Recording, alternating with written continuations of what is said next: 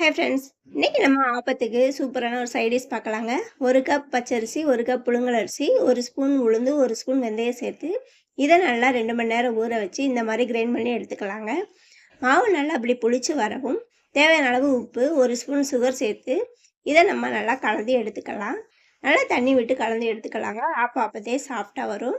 இப்போ நம்ம சட்னி ரெடி பண்ணிக்கலாங்க. 1 ஸ்பூன் உளுந்து, பட்டை வத்தல் சேர்த்து வதக்கி எடுத்துக்கலாம். வெங்காயம், தக்காளி, மல்லித்தழை சேர்த்து தேவையான அளவுக்கு புளி சேர்த்து வெள்ளைப்பூட்டு பற்கள் 4 சேர்த்து வதக்கலாங்க. ஒரு கைப்பிடி அளவுக்கு தேங்காய் சேர்த்து இதையும் நல்லா வதக்கி நல்லா ஆற வச்சுட்டு இதுக்கு தேவையான அளவுக்கு சீரகம், உப்பு சேர்த்து அரைச்சி எடுத்துக்கலாங்க. இப்போ நம்ம தாளித்து எடுத்துக்கலாம். கடாய் நல்லா சூடேறவும் மாவு ஊற்றி நல்லா சுற்றிலும் எண்ணெய் விட்டு சிம்மிலேயும் ஒரு 10 நிமிஷம் வேக விட்டு எடுத்தோம்னா கிறிஸ்பியான ஆப்பம் ரெடிங்க. இந்த ரெசிபி பிடிச்சிருந்துச்சுன்னா நம்ம சிட்டிக்குள்ள இந்த சேனலை லைக் பண்ணி ஷேர் பண்ணி